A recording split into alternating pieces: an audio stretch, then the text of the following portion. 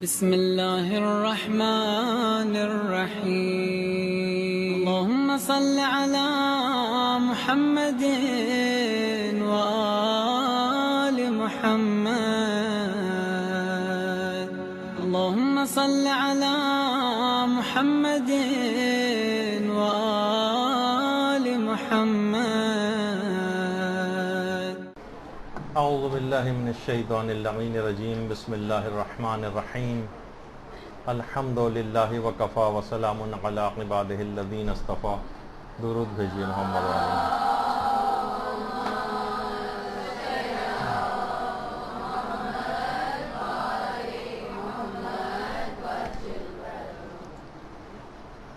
آج ایک انتہائی اہم ترین موضوع پر جس کا بہت عرصے سے ارادہ بھی تھا اور بہت ساری طالبات کی طرف سے فرمائش بھی تھی، اس پر آج پہلا درس ہمارا ہے. وہ ہے تربیت اولاد کے عملی اصول کیا ہیں. اچھا، اس کے اندر پہلی بات بیان کر دی جائے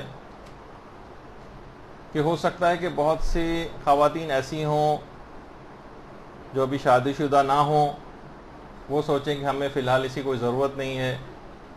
بہت سی خواتین ایسی ہوں جن کی اولادیں بڑی ہو گئی ہیں یا تربیت کے مرحلے سے ایک لحاظ سے گزر چکی ہیں، وہ ان کو شاید اس میں دلچسپی محسوس نہ ہو. یا ہو سکتا ہے کوئی شادی کی عمر نکل گئی یا مثلا اولاد ہی کسی کے نہیں ہوئی تو وہ اس کو کسی بہت ہی دلچسپی کے بغیر اس کو سنیں. نہیں، ایسا مسئلہ نہیں ہے. ان سب کو بھی انتہائی توجہ کے ساتھ اس مسئلے کو سننا ہے، ان اصولوں کو سننا ہے. اور کیوں، اس کی تفصیل آگے چل کر آ رہی ہے. یعنی فقط وہ خواتین یا وہ مرد حضرات جو اس درس کو سنیں گے، فقط ان لوگوں کے لیے نہیں ہے کہ جو تربیت اولاد کے مرحلے سے جن کو گزرنا ہے، بلکہ اور تمام افراد، معاشرے کا کوئی طبقہ ایسا نہیں ہے کہ جس کو اس مسئلے میں دلچسپی لے کے ان چیزوں کو سیکھنا ضروری نہ ہو. اور وہ کیوں ہوگا ایسا، وہ ابھی آگے چل کر گفتگو میں ظاہر ہوتا رہے گا. دیکھیے، اس موضوع کو سننا اس وجہ سے ضروری ہے، اس کی آگاہی یوں ضروری ہے کہ امام خمینی فرماتے تھے کہ اسلام کو جس چیز نے سب سے زیادہ نقصان پہنچایا ہے وہ تربیت کا فقدان ہے. سب سے زیادہ اسلام کو نقصان پہنچانے والی چیز وہ ہے کہ جس میں یہ اولادیں جو بڑھتی چلی جا رہی ہیں، پیدا ہوتے چلے جا رہے ہیں لوگ اور بچے، ان کی تربیت اس طرح سے نہیں ہو رہی کہ جس طریقے سے ہونی چاہیے، اور اسلام کو اس سے نقصان پہنچ رہا ہے. ایک تو ہوتا ہے پرسنل نقصان ہونا کسی کا، وہ تو ہوگا ہی، خود اسلام کو نقصان پہنچانے والی چیز. دوسرا نقصان اس کے اندر یہ ہے، جیسے کہ حضرت امیر المومنین علیہ الصلوۃ والسلام کا ارشاد ہے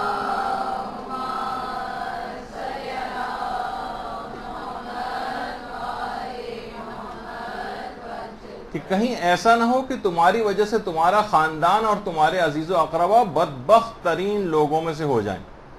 بدبخت یعنی بدقسمت. اور یہ کب ہوتا ہے؟ جب وہ افراد، خاندان کے افراد بغیر کسی تربیت کے رہ جائیں. یہ اس وقت ہوتا ہے. یعنی دوسرے الفاظ میں، ایک تو اسلام کو نقصان پہنچتا ہے اور دوسرا اس سے خاندان بھی تباہ و برباد ہو کر رہ جاتا ہے. بلکہ ایک تربیت کے بغیر بھی رہ گیا تو اس سے بھی شدید ترین نقصان پہنچتا ہے. پورا خاندان کی بدنامی ہوتی ہے اور وہ دوسرے بچوں اور نوجوانوں کے اوپر بھی اثر انداز ہوتا ہے. تیسرا نقصان یہ ہے اس کا کہ جس طریقے سے پیغمبر اسلام ختم مرتبہ صلی اللہ علیہ وآلہ وسلم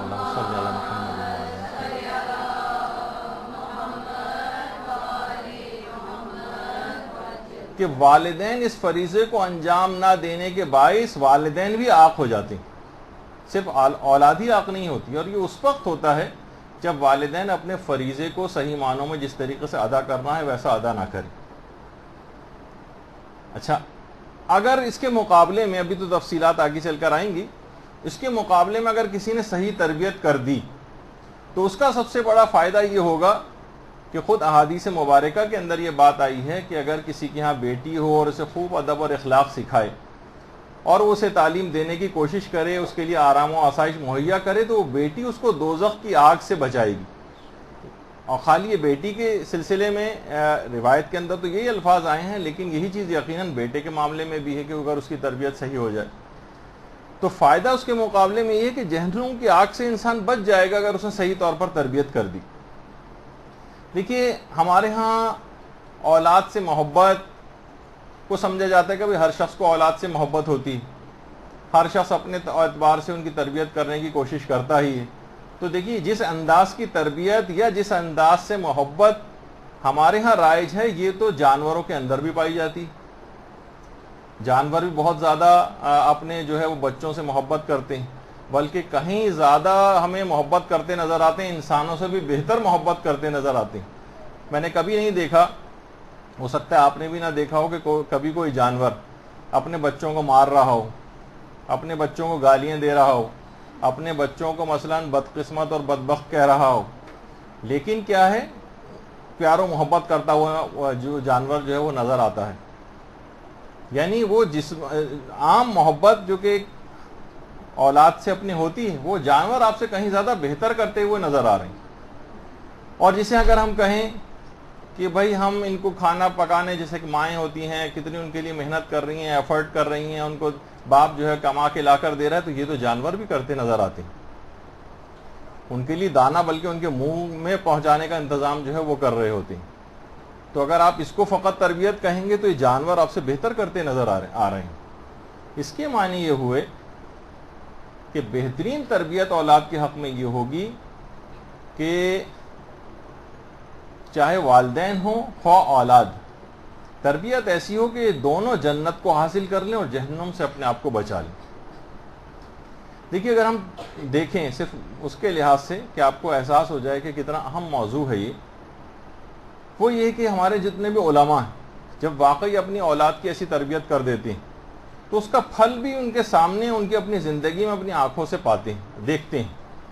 آیت اللہ محسن الحکیم اور ان کے بیٹے آیت اللہ باقر الحکیم والد کی دست بوسی کر رہے ہیں، بچپن سے ہی بالکل صحیح ترین تربیت۔ بچپن سے صحیح تربیت ہو تو وہ بچہ جو کل تک صرف ایک عام بچہ تھا، لیکن کیا ہے صحیح تربیت ہو گئی۔ رہبر معظم آیت اللہ خامنئی کی بچپن کی تصویر، ابھی داڑھی بھی نہیں نکلی، مونچھیں بھی نہیں آئیں، جوان بھی نہیں ہوئے، لیکن کیا ہے کہ بہترین تربیت دین کی طرف راغب کیا والدین نے، اور اس کے بعد جب وہ باقاعدہ اپنی آنکھوں سے شاداں اور مسرور سید محمد جواد خامنئی رہبر معظم کے والد گرامی ان کے ساتھ بیٹھے ہوں، یا خوشی کا عالم کیا ہوگا ایک باپ کے لیے کہ اس کا تربیت کا کتنا بہترین نتیجہ اس کے سامنے اس انداز سے آیا۔ اسی طریقے سے مثلا امام خمینی، والدین کی بچپن کی تربیت دیکھیے، کبھی بھی بڑے افراد جو ہوتے ہیں نا وہ ہمیشہ بچپن ہی سے بڑے ہونے کی طرف جاتے ہیں۔ ایسا نہیں کہ ابتدائی زندگی ساری فسق و فجور میں گزاری اور اچانک سے بعد میں کوئی ٹرن زندگی میں آیا اور بڑے ہو گئے، نہیں۔ بچپن کی تربیت، ایک وہ عام بچہ جو کہ بالکل ایک عام بچہ ہی تھا، لیکن کیا ہے کہ بہترین تربیت نے اس کو بعد میں فقیہ، مجتہد، عالم، مجاہد یہ بنا دیا۔ یہ والدین کی تربیت ہے۔ اسی طریقے سے مثلا آیت اللہ خوئی، بچپن اور جوانی ہی سے بہترین تربیت کا مظاہرہ۔ آیت اللہ خوئی والدین نے ایسی تربیت کی، اس کے بعد یہی مجتہد جو ہے مجتہد عالم ہوا، یہ بچہ جو ہے بعد میں مجتہد بنا، مجتہد عالم ہوا، اور ان کے اپنے بیٹے ان کے سامنے اسی سعادت مندی کے ساتھ ان کی دست بوسی کر رہے ہیں جیسے محسن الحکیم کی کر رہے تھے اور سب۔ تو اس صحیح تربیت کی وجہ سے ایسا ہوتا ہے۔ اسی طریقے سے آیت اللہ بہجت، آیت اللہ بہجت بالکل بچپن ہی سے بہترین تربیت والدین کی کہ اس کو ان کو اس راہ کے اوپر لگایا، اس راہ کے اوپر آگے بڑھتے گئے، یہاں تک کہ ان تمام ادوار کو گزارا انہوں نے، اور اس کے بعد ایک ایسے عالم عارف کے اندر تبدیل ہو گئے کہ معاشرے کے اندر پھر نظر آیا کہ اس واقعی اس تربیت کا ایک ثمرہ تھا جو کہ ہم کو نظر آتا ہے۔ اسی طریقے سے مثلا آیت اللہ سیستانی، آیت اللہ خوئی کے ساتھ یہ جو بچے سے بیٹھے ہوئے ہیں آیت اللہ سیستانی، اتنی کم عمری سے ہی امامہ اور تعلیم دین اور اس کے اندر تربیت کے ان تمام مراحل سے گزر گئے۔ پھر یہی والی تصویر اگر اس کے بعد پھر آپ تقریباً 40-50 سال بعد اس تصویر کو لے جائیں تو اس کے بعد یہی آیت اللہ سیستانی آیت اللہ خوئی کے ساتھ جو ہے وہ بیٹھے ہوئے نظر آ رہے ہیں، اور دونوں مجتہد اور فقیہ، اور دونوں ہی اس کے بعد عالم دوراں بنے۔ تو آپ نے دیکھا کہ جب بھی امام خمینی یہ بات قوم کی باحجاب خواتین کے اجتماع سے خطاب کرتے ہوئے فرماتے تھے کہ دیکھیے آپ علم حاصل کیجیے اور خود کو اخلاقی اعمال سے آراستہ کیجیے۔ آپ کا دامن ایک مدرسہ ہے جس میں عالی مرتبہ جوانوں کی تربیت ہونی چاہیے۔ یعنی باقاعدہ خطاب کے اندر اس بات کی اہمیت، خواتین کے لحاظ سے اس کی اہمیت بہت زیادہ ہے۔ بہت سی خواتین کہتی ہیں کہ کیا مردوں کا اور شوہروں کا اور باپوں کا کوئی رول نہیں ہے، ان کی بار بار صرف ہم لوگوں کو کیوں ٹارگٹ کیا جاتا ہے؟ ٹارگٹ نہیں کیا جاتا، آپ کو ایک اعزاز ہے۔ آپ ابھی آگے چل کے اس کی میں تفصیل بیان کروں گا کہ آپ کو ہی خاص طور پر روایات کے اندر بھی اور تربیت اولاد کی جتنی بھی گفتگو ہوتی ہے اس کے اندر 85% تقریباً جو ہے ماں کا ایک رول نظر آتا ہے، یہ خواتین کا۔ جب امام خمینی نے باقاعدہ کہا کہ آپ کا دامن ایک مدرسہ ہے جہاں پر جوانوں کی تربیت ہونا ہے۔ اسی طرح سے ابھی میں ذکر کر رہا تھا کہ آیت اللہ سیستانی کے بیٹے جو باقر سیستانی باقاعدہ اس وقت یعنی مجتہد ہیں، اور جو درس خارج یا آپ مباحثہ جو ہوتا ہے آیت اللہ سیستانی کے ساتھ خود بیٹھ کر مباحثہ جو ہے وہ کرتے ہیں، اور مرد مجاہد بھی ہیں۔ پچھلے تمام جو ادوار گزرے ہیں اس کے اندر باقاعدہ سامرہ میں فورس کے اندر جو ہے شامل ہو کر لڑے ہیں۔ اسی طریقے سے آغا حسن نصر اللہ، آپ کیا سمجھتی ہیں کہ اتنا بڑا مجاہد ایسے ہی تیار ہو گیا؟ نہیں، ان کی ماں کی تربیت کی وجہ سے۔ ماں کا حجاب آپ دیکھیں، ان کی عمر 80 کے قریب ہے، اور اس کے باوجود جو ہے عام طور پر خواتین سلیوز پہننے میں اور اس میں کتنا مذاق اڑایا جاتا ہے جو خواتین سلیو پہن کے کسی جگہ چلی جاتی ہیں، لیکن اس میں جبکہ ان پہ سے پردہ بھی ساقط ہو چکا ہے شرعی اعتبار سے، لیکن اب ان کے حجاب اور پردے کو جو ہے آپ دیکھیں تو ایسی مائیں جب تربیت کریں گی تو یقیناً اس کے ثمرات اولاد کے اندر جو ہے وہ نظر آئیں گے۔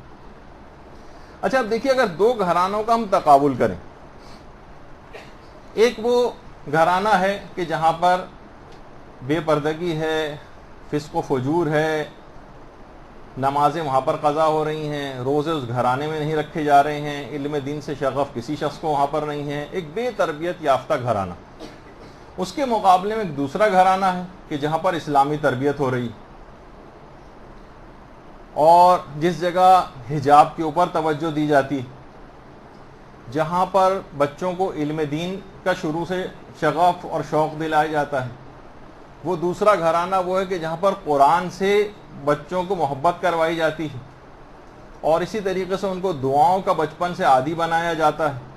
خود ان کے والدین خود جو ہے وہ بہت پابند شریعت ہوتے ہیں، خود بھی شریعت کے اوپر عمل کرتے نظر آتے ہیں، اور جتنی سائنسی ایجادات ہیں جو کہ ان کے نقصان کا باعث بن سکتی ہیں ان کو ان کے خطرات سے آگاہ کرتے ہیں، ان سے بچانے کی کوشش کرتے ہیں۔ بتائیے دونوں میں سے کہاں کے بچے سعادت مند ہوں گے؟ پہلا والا گھرانہ جہاں تمام فسق و فجور تھا، تمام برائیاں تھیں، جہاں بالکل تربیت کے اوپر توجہ نہیں دی گئی، یا وہ جس میں بچپن سے ان تمام امور کے اوپر توجہ دی گئی؟ بچپن سے جن گھرانوں میں موسیقیوں کو بچوں کو لگایا جاتا ہے، بچے سنتے سنتے پھر کتنا مشکل ہوتا ہے ان کے لیے بعد میں اس کو چھوڑنا، لیکن دیندار گھرانہ پیدائش کے وقت سے ہی اس کی تربیت کرنی شروع کر دی جاتی، بچپن سے حجاب کی عادت جو ہے ان کو ڈلوائی جاتی، نمازوں کی ادائیگی کا ان کو بچپن سے پابند بنایا جاتا ہے۔ تو پھر جب وہ بڑے ہو جاتے ہیں اور جوان ہو جاتے ہیں تو وہی تمام چیزیں، توجہات ان کے اوپر اس کے ثمرات نظر آتے ہیں، اور خصوصیت کے ساتھ جن افراد نے اس کا تجربہ کیا ہے اور باقاعدہ بچپن سے اپنے بچوں کی صحیح تربیت کر کے انہیں کچھ بنایا ہے، خاص طور پہ اب تو پاکستان کے بھی کتنے بچے اس طرح سے ہو گئے ہیں تربیت یافتہ اور حافظ قرآن بھی ہو گئے ہیں۔ یہ سید محمد حسین طباطبائی جو درس خارج کے لیول تک بھی پہنچ چکا ہے، اور حافظ قرآن۔ تو جو والدین دیکھیے ہوشیار تھے، انہوں نے اس بہترین قسم کی تربیت کی، ان کے بچے واقعاً بن گئے اور وہ آج اس کا پھل پا رہے ہیں۔ جو غافل رہے ان کے بچے بگڑ گئے، آج سر پکڑ کے وہ والدین بیٹھے ہوئے ہیں، اور پلوں سے اتنا پانی گزر چکا ہے کہ تقریباً مایوسی سی ہونے لگی ہے کہ شاید یہ اب کبھی سدھریں گے نہیں۔ تو دیکھیے اولاد کی اگر صحیح تربیت نہ ہو تو لوگ پھر والدین کو برا بھلا کہتے ہیں۔ کہا جاتا ہے نا کہ ایک اچھا تربیت یافتہ بچہ والدین کی تربیت کا ایک چلتا پھرتا ایک شاہکار اور اشتہار ہوتا ہے، اس کو دیکھ کر لوگ اس کے والدین کی تعریف کرتے ہیں، حتیٰ کہ خود معصومین نے بھی اپنے آپ کو بمنزل والدین کی کہا ہے، اور خود ہمارے چھٹے امام جعفر صادق علیہ الصلوۃ والسلام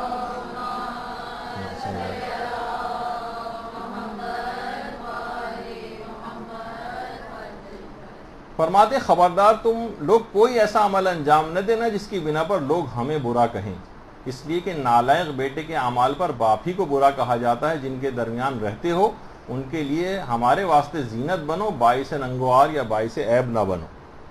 یعنی والدین کو برا کہا جائے گا کہ تم نے اس کی کیوں صحیح تربیت نہیں کی، ایسا بچہ خراب کیسے نکل گیا؟ تو امام نے خود اپنے آپ کو بمنزل والد کے رکھا ہے، کہا کہ ہمارے لیے باعث زینت بننا چاہیے تم، کہ لوگ ہمیں برا بھلا اس انداز سے نہ کہیں۔ تو اچھا، ابھی جیسے کہ میں نے کہا کہ دو گھرانوں کا بھی تقابل آپ کے سامنے پیش کیا، تو ظاہر فسق و فجور کے ماحول کے لحاظ سے اور اچھی تربیت یافتہ اولاد ہونے کے لحاظ سے ممکن نہیں ہے کہ دونوں گھرانے اور دونوں کی اولادیں ایک طرح سے ہوں۔ اچھا، اگر یہ ضرور بات ہے کہ اس میں صرف والدین کا رول نہیں، تربیت اولاد کے سلسلے میں باقاعدہ اتنے سارے فیکٹرز بچے کے اوپر اثر انداز ہوتے ہیں۔ والدین خود بہت بڑا فیکٹر ہے اس کے اندر، لیکن بچے کے دوست ان کی اگر نگرانی صحیح طور پر نہ کی تو بھی بچہ خراب ہو جائے گا۔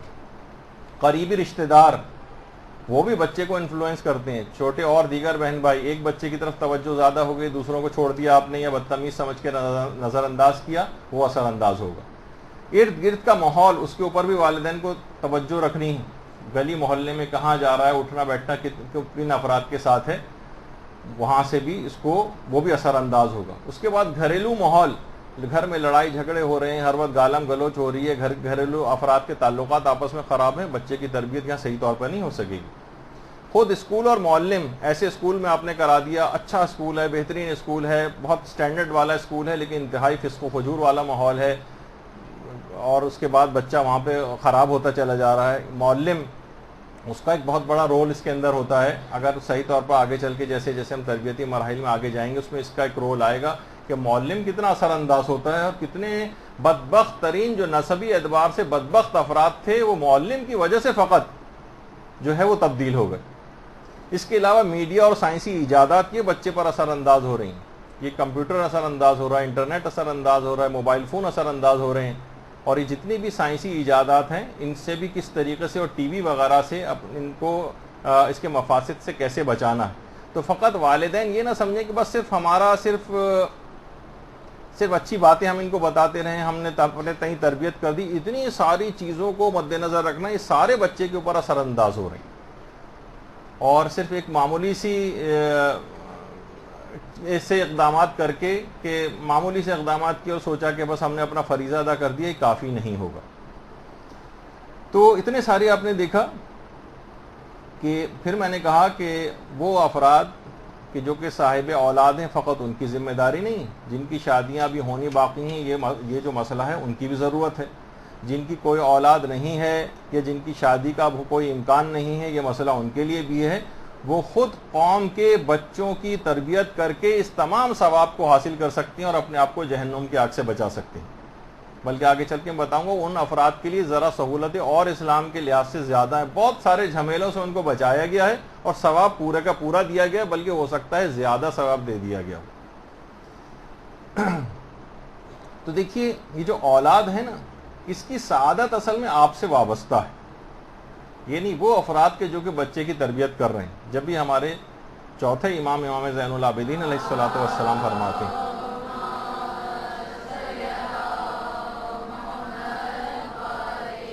امام فرماتے ہیں کہ دیکھو فرزند کا حق یہ ہے کہ بس یہ خیال رکھو کہ تم اس کی اصل و اساس ہو، اس کی سعادت اور شقاوت تم سے وابستہ ہے، اس کی تربیت تمہارے ذمے ہے، دین کی باتوں سے آشنا کرنا تمہارا فریضہ ہے، اچھے اور نیک کاموں میں اس کی مدد کرو تاکہ وہ باقاعدہ خدا کی عبادت کر سکے۔ بس اتنا یاد رکھو کہ اگر اس کی تم نے اچھی تربیت کی تو تم کو اس کا ثواب ملے گا، اور اس کی تربیت کی طرف توجہ نہ دی اور غافل رہے اور اس نے کوئی دوسرا راستہ اختیار کر لیا تو اس کا عذاب تمہاری گردن پر ہوگا۔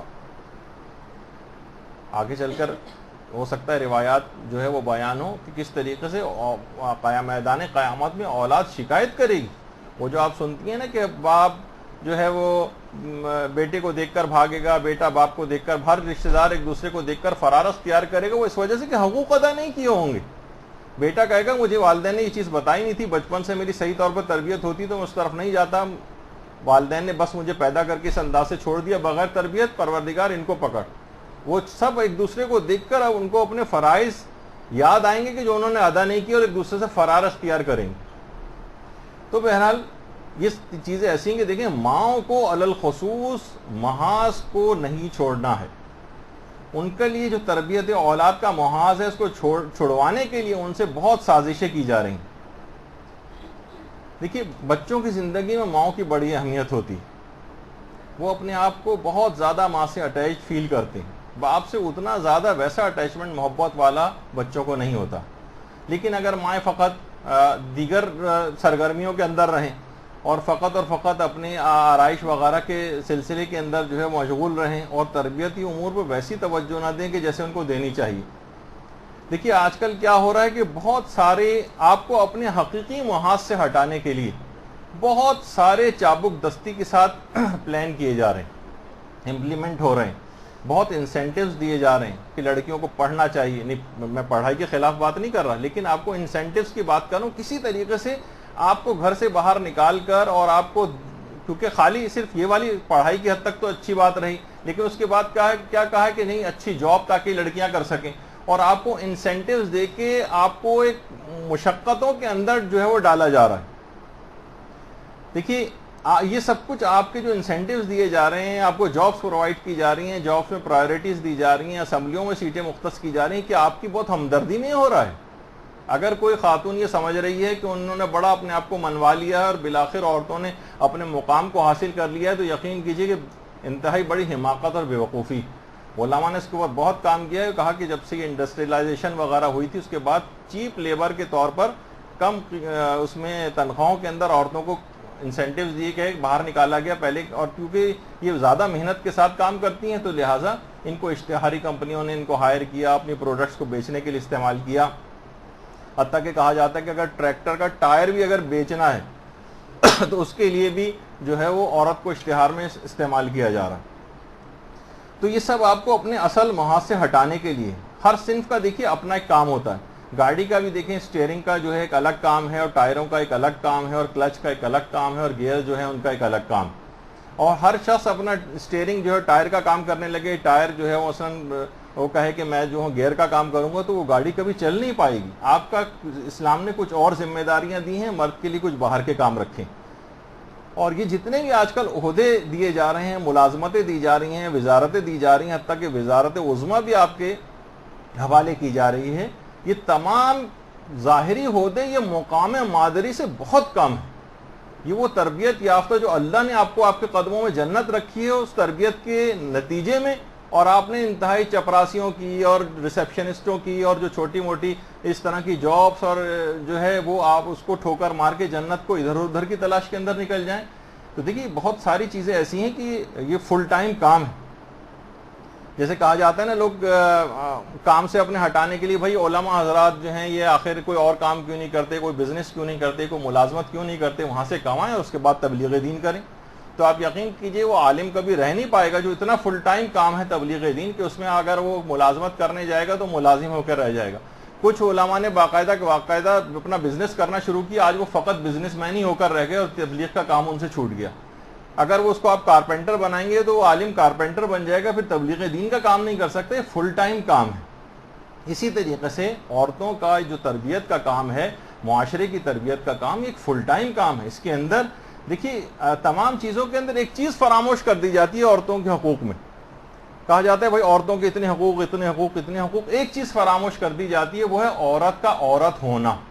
وہ صنف نازک ہے، اس کے اندر جسمانی اعتبار سے وہ طاقت نہیں کہ آپ اس کے اوپر اتنی زیادہ ذمہ داریاں ڈال دیں. باہر کے بھی کام سارے کرے، کما کر بھی لے کر آئے، ملازمتیں بھی کرے، گھر میں بھی آئے، بچوں کو بھی سنبھالے، شوہرداری بھی کرے، گھر کے دیگر افراد کے کام بھی کرے.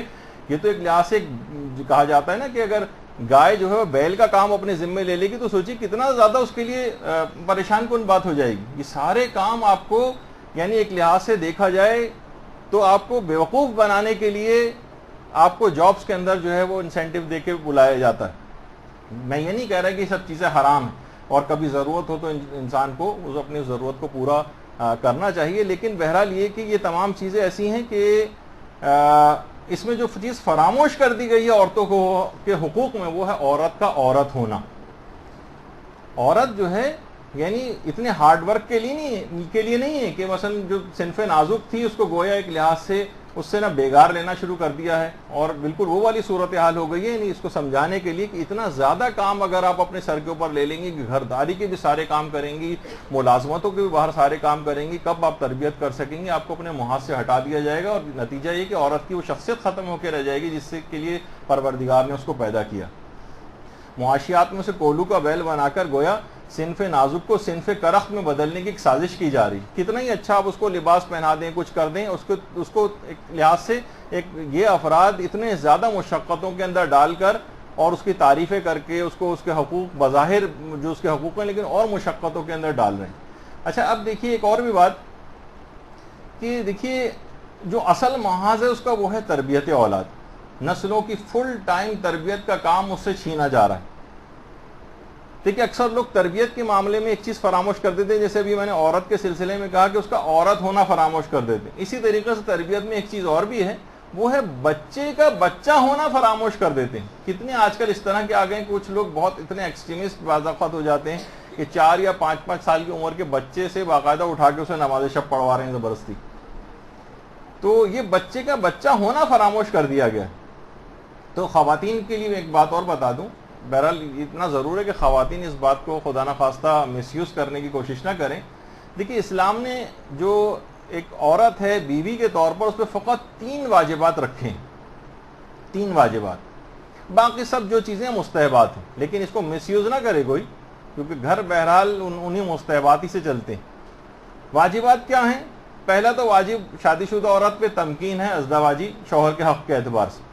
دوسرا واجب ہے اپنے جسم سے ان تمام غلاظتوں اور گندگیوں کو دور کرے جو شوہر کے لیے کراہیت و نفرت کا سبب بنیں گے, دوسرا واجب ہے. اور تیسرا واجب ہے بس شوہر کی اجازت کے بغیر گھر سے قدم باہر نہ نکالے.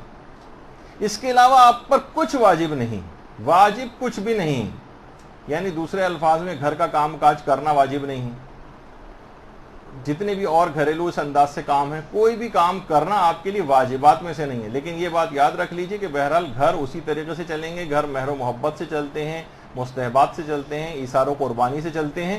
وہ قوانین اور یہ سب کچھ کے استعمال کر کے گھر میں نے دیکھا ہے کہ وہ اکثر بگڑ ہی جاتے ہیں, سوائے اس کے کہ دوسرا بھی اتنا ہی قوانین کا احترام کرنے والا ہو تو پھر چلیں وہ اس کو. لیکن کم سے کم آپ کو یہ پتہ ہونا چاہیے کہ آپ پر واجبات کیا ہیں, باقی چیزیں آپ مستحبات انجام دیتی ہیں. اچھا اب اتنے کم واجبات, دیکھا جائے تو 1 2 یہ تینوں چیزیں بتائی ہیں تو کچھ بھی نہیں ہے ایک لحاظ سے اگر دیکھا جائے تو. اسلام آخر آپ کو دیگر ذمہ داریوں سے اتنا فارغ کیوں رکھنا چاہتا ہے؟ ایک عورت کو کبھی سوچ وچار کرنا چاہیے نا. واجبات تو فقط اتنے کم ہیں آپ پر. ہاں آپ کے لیے اگر یہ تمام چیزیں گھریلو ذمہ داری کو واجب قرار دے دیتا تو آپ کہتے کہ بھائی پہلے سے ہمارے پر دیکھیے اتنی ذمہ داریاں اسلام نے ڈالی ہیں, پھر ہم کہاں تربیت وغیرہ کا موقع اس میں مل سکے گا.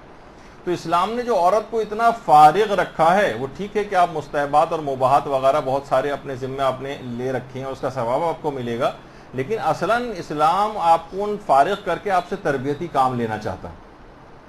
خالی رکھنے سے ہمیشہ, ورنہ کیا ہوتا اگر کوئی اور کام نہ ہوتا اور فقط خالی رکھا جاتا تو وہ فارسی کا ایک وہ ہے نا کہاوت کہ خانہ خالی را دیومی گیرت, اگر گھر خالی ہو تو وہاں پر بھوت پریت بسیرا کر لیتے ہیں. تو وہی والی بات ہے کہ اسلام ایسا تو نہیں رکھنا چاہتا کہ اس سے نقصانات ہونے لگیں, کیونکہ خالی گھر جو ہے آپ کو پتہ ہے وہ پھر دماغ جو ہے وہ ڈیولز ورک شاپ یا شیطان کا جو کارخانہ وہ بن جاتا ہے. تو بہرحال اس سے بہت زیادہ غفلت آج کل ہو رہی. ماں یہ سمجھتی ہیں کہ ہمارا کام یہ ہے کہ ہم بچوں کو اسکول کے لیے تیار کر دیں, ان کے لیے کھانے پکائیں, ان کے لیے ٹیوشنز پہ لائیں اور لے جائیں. یہ سوچتی ہیں بہت بڑا ہم نے جو ہے گویا جو ہے کام کر دیا, یہاں تک کہ اس کا کسی بھی پروفیشنل کالج یا یونیورسٹی کے اندر اس کا جو ہے وہ داخلہ ہو جائے, وہ اچھی طریقے سے پڑھ لکھ جائے, پھر اس کی شادی وغیرہ کر دی جائے, بس ہم اپنے فرائض سے عہدہ برا ہو گئے. یہ والے جتنی بھی چیزیں نظر آتی ہیں نا, یہ ساری یہ تربیتی امور کے اندر ایک اچھا شہری بنانے کے حوالے سے تو ہو سکتی ہیں. ٹھیک ہے, اچھا پڑھ لکھ جائے گا, قانون کی پاسداری کرے گا, شادی ہو جائے گی, کہیں ملازمت و کاروبار لڑکا کر لے گا یا لڑکی بھی کسی جگہ پہ لگ جائے گی, تو بہرحال یہ کیا وہ اچھا شہری. لیکن یہ ان کی عاقبت بخیر کرنے کے لیے اور تربیتی امور اس کو نہیں کہا جائے گا کہ آپ نے, کیونکہ تربیت فقط یہی نہیں ہے. ہمارے یہاں تربیت فقط اس کو سمجھا کہ تربیت میں مذہبی تربیت الگ ہوتی ہے, دینی تربیت الگ ہوتی ہے, اس کی فکری تربیت بچے کی الگ ہوتی ہے، جسمانی تربیت الگ ہوتی ہے، روحانی تربیت الگ ہوتی ہے، اخلاقی تربیت بچے کی الگ ہوتی ہے، علمی لحاظ سے تربیت وہ الگ ہوتی ہے. بہت ساری تربیت کی اقسام ہیں. آپ نے فقط ایک شعبے کو لے لیا مثلا جسمانی تربیت اور باقی سب تربیتوں کو چھوڑ دیا. آپ نے صرف کہا کہ دنیاوی تعلیم صرف ایک چھوٹا سا سیگمنٹ اور فریکشن تھا اس تربیت کا، آپ نے کہا فقط میں نے یہ لے لیا باقی سب کو چھوڑ دیا، بہت بڑا نقصان ہو جائے گا. تو اچھا اب دیکھیے وہی میں نے ان کی جو بات آپ کو بتا رہا تھا کہ وہ افراد کے جن کی مثلا اولاد نہیں، وہ بھی اگر خدا کی تقدیر پر راضی برا رضا رہیں تو روایات کے اندر یہ بات آئی ہے کہ یہ بے اولاد افراد بھی یہ ان کو قیامت کے بعد جنت میں اس بات کی طاقت حاصل ہو جائے گی کہ یہ اپنی اولاد کو وہاں خلق کر سکیں گے، اور یقیناً ان تمام افراد سے ان کا درجہ ایک الگ سے بلند ہوگا. جیسے کہا جاتا ہے دنیا میں جو بھی محرومیاں ہیں آخرت میں ان کا ازالہ ہو جائے گا. مثلا اگر کوئی شخص نابینا اس دنیا کے اندر رہا ہے، اب اس کی بصارت دیگر جنتیوں کے مقابلے میں اتنی زیادہ ہوگی کہ ان سے کہیں زیادہ دور تک دیکھ سکے گا.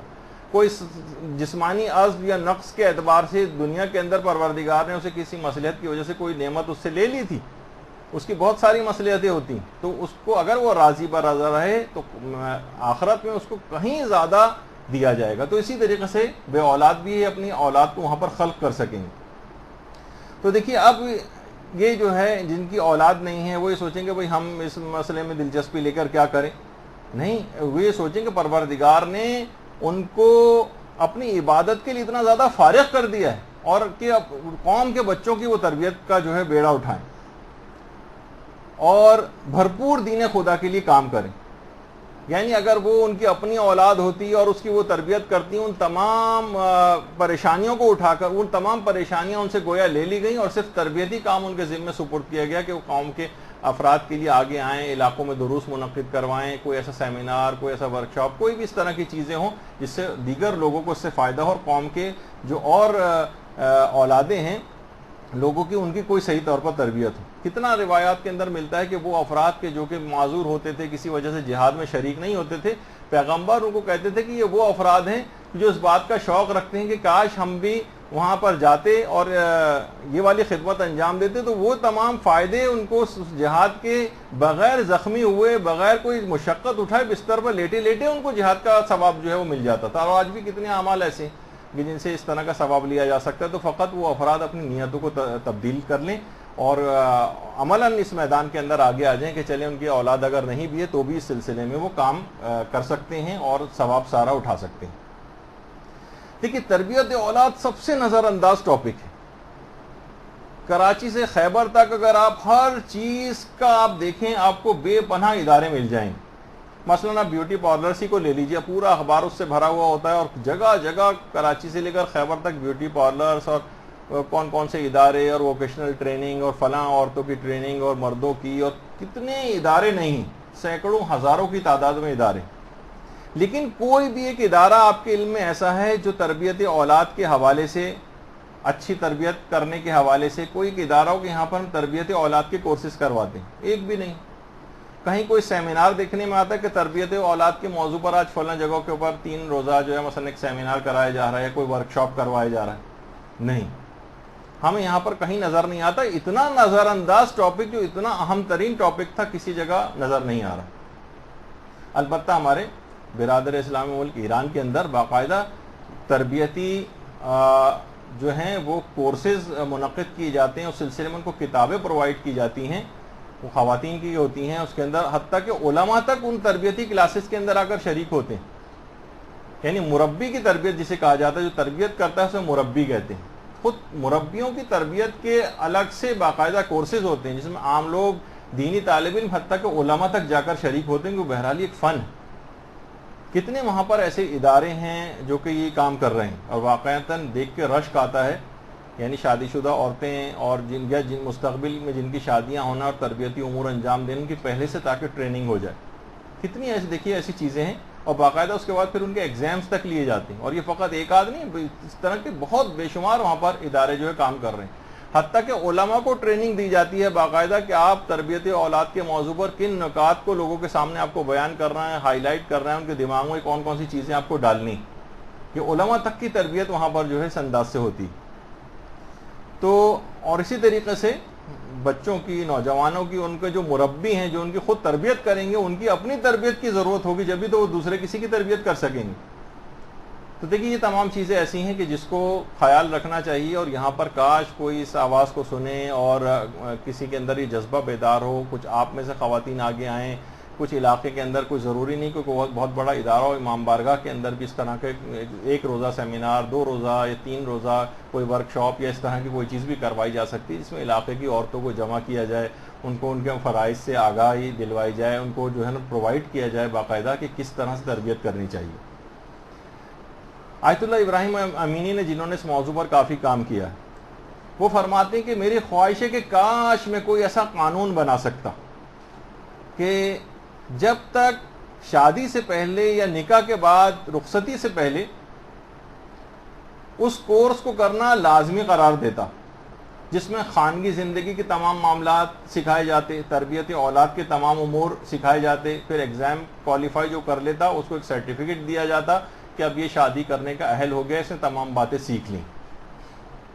کاش میں ایسا کوئی قانون بنا سکتا ہوں۔ دیکھیے ایسے قوانین بہت سارے ایسے ہیں جو حکومتیں اگر چاہیں تو اس کو امپلیمنٹ کر سکتی ہیں، جیسے خود انڈونیشیا کے اندر ایک قانون ہے کہ اگر جب تک کوئی شخص شادی اگر کرنا چاہے تو جب تک حج نہ کر لے وہ شادی نہیں کر سکتا ہے۔ قانون ایک لحاظ سے اب ہو سکتا ہے اس میں کچھ سقوم اور خرابیاں جو ہیں وہ کوئی نکالے، لیکن بہرحال ایک اچھی چیز سے بہت کم عمری میں جو نوجوان وہاں پر ان کے حج کرتے ہوئے نظر آتے ہیں۔ اور ہمارے ہاں جتنے بھی ہوتے ہیں ان میں اکثریت جب وہاں جاتی ہے تو اکثر حکومت سعودی عرب کو باقاعدہ شکایت کرنا پڑی کہ اتنے بوڑھے افراد وہاں پر بھیج دیتے ہیں کہ جو جاتے انتقال کر جاتے ہیں حج کرنے سے بھی پہلے۔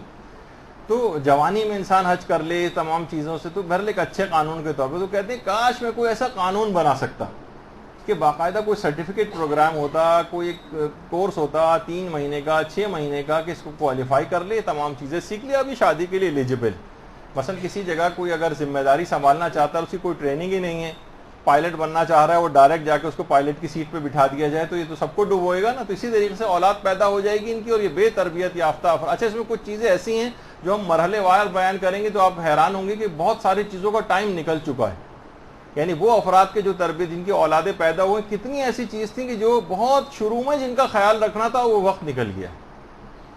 تو جب یہ کہ یہ پہلے سے یہ تمام چیزیں سیکھ لی جائیں تاکہ ان مرحلوں کے اوپر ان اعمال کو کرتے ہوئے انسان جائے، اور پھر دیکھے گا کہ وہ کتنا اس کو اس بچوں کے اندر تبدیلی نظر آئے گی، اور معاشرے سے بالکل ایک الگ طرح کے بچے وہ نظر آئیں گے جو اس طرح کے تربیت یافتہ ہوں۔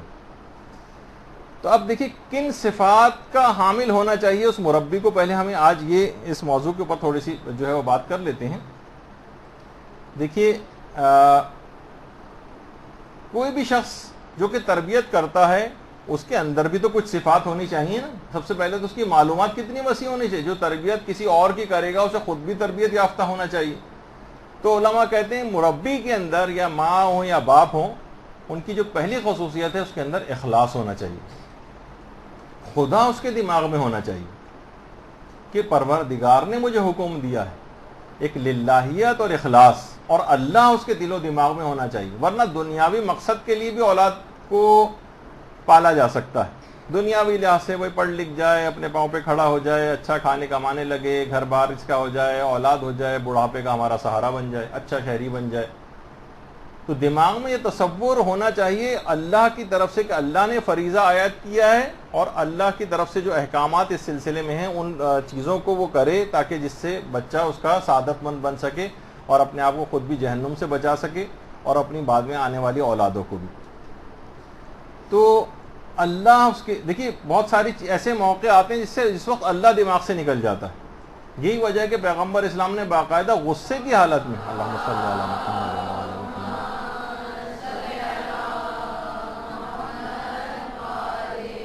غصے کی حالت میں بچے کی تربیت سے منع کیا، یعنی جس وقت آپ شدید غصے کی حالت میں ہوتے ہیں اس میں بچے کی کوئی تربیت نہیں ہو سکتی، آپ فقط اپنا ذاتی غصہ بچے پہ نکال رہے ہوتے ہیں، اس وقت اللہ آپ کے دماغ سے نکل جاتا ہے۔ کیوں امیر المومنین علیہ الصلوۃ والسلام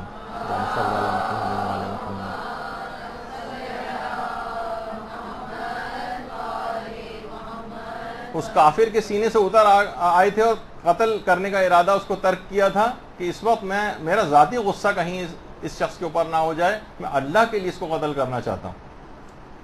تو قربتاً الی اللہ کی نیت باقاعدہ والدین اپنی نیت کو آج سے تبدیل کریں کہ ہم اللہ کے لیے قربتاً الی اللہ، اللہ ہمارے دماغ میں ہے، ہم اس کی وجہ سے اس کے حکم کی تعمیل کے اندر اپنی اولاد کو تربیت دینے کا بیڑا اٹھا رہے ہیں۔ یہ پہلی چیز۔ دوسری چیز یہ ہے کہ ہمیشہ آپ کو جو بھی مربی ہوگا اسے اپنے علم بڑھانا پڑے گا، تربیت مجھے کیسے کرنی۔ دیکھیے کوئی بڑا باورچی بننا چاہے، آج کل ٹی وی پہ کھانے پکانے کے بڑے پروگرام اور ایک سے ایک بڑے شیف اس کے اندر جو ہے وہ آ رہے ہیں، اور اس کو کھانا پکانا ہی نہ آتا ہو مثلاً، تو وہ دوسروں کو کھانا پکانے سکھانے چلا ہے وہ، تو کیا ہوگا کہ یہ اس کو اپنا علم بڑھانا پڑے گا جو بھی تربیت کرنے والا ہے۔ اور اس سلسلے میں جتنی بھی کتابیں، تقریباً 10 11 12 کتابیں تو ایسی ہیں جو مارکیٹ میں تربیت اولاد کے عنوان سے اچھی کتابیں بھی مارکیٹ میں اویلیبل ہیں اردو زبان میں، اور فارسی عربی میں تو خیر بہت زیادہ ان کی بڑی تعداد ہے، لیکن بہرحال اردو زبان میں بھی 11 12 کتابیں ترجمہ ہو گئیں۔ تو والدین کو چاہیے سب سے پہلے تو وہ کتابیں خرید لیں۔ اس کے بعد بہت ساری کتابیں ہیں، اس کے علاوہ علماء کے بہت سے دروس ہیں، یعنی خود ہمارے استاد محترم نے اپنے ایک درس میں بیان کیا تھا کہ 70 80 کے قریب تو میں ہی اس موضوع کے اوپر درس دے چکا ہوں، یعنی وہ ہمارے استاد محترم، بلکہ شاید اس سے بھی کہیں زیادہ۔ تو یا دیگر صاحبان جو ایمان و مخلص والدین ہیں ان سے انسان مشورہ لے، یعنی جو مربی ہے اس کو اخلاص اپنے اندر پیدا کرنا ہے، اپنے علم کو بڑھانا ہے۔ علم بڑھانے کی کتابی طریقہ ہو سکتا ہے اور علماء کے درس ہو سکتے ہیں۔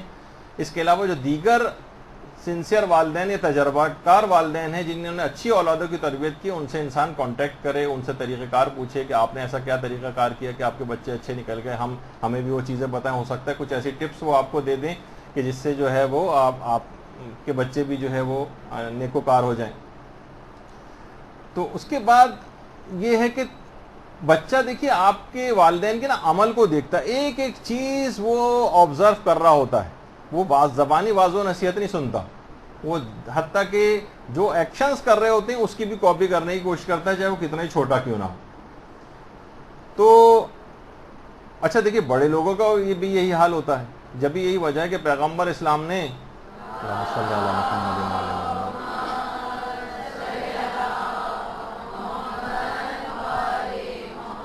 40 سال تک عملی طور پر تربیت پہلے نا عمل کر کے دکھایا، پھر اس کے بعد لوگوں کو تربیت دینی شروع کی، پھر اس کے بعد اعلان رسالت کیا۔ بڑوں میں بھی یہ ہوتا ہے، پہلے وہ آپ کے عمل کو دیکھتے ہیں، پھر قول و فعل کا کوئی تضاد تو نہیں ہے، پھر آپ کی بات کو سنتے ہیں۔ تو بچہ جو ہے والدین کو پورا دیکھ کے کاپی کر رہا ہوتا ہے۔ تو عمل والدین جو ہے ان کو عمل کے اعتبار سے مضبوط ہونا چاہیے۔ یہی وجہ ہے کہ ہمارے چھٹے امام جعفر صادق علیہ السلام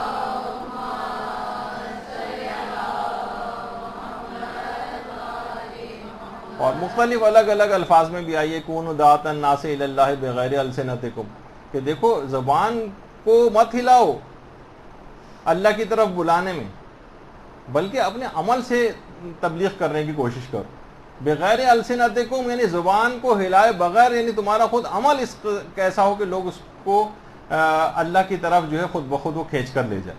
تو بہت کم لوگ ہوتے ہیں جو زبانی واضح و نصیحت کا اپنی جگہ پر ایک اثر ہے، لیکن وہ عمل کے اعتبار سے اگر آپ کوئی نمونہ عمل بن کر دکھا دیں بچے کو تو وہ خود بخود بہت ساری چیزیں آبزرو کر رہا ہوتا ہے۔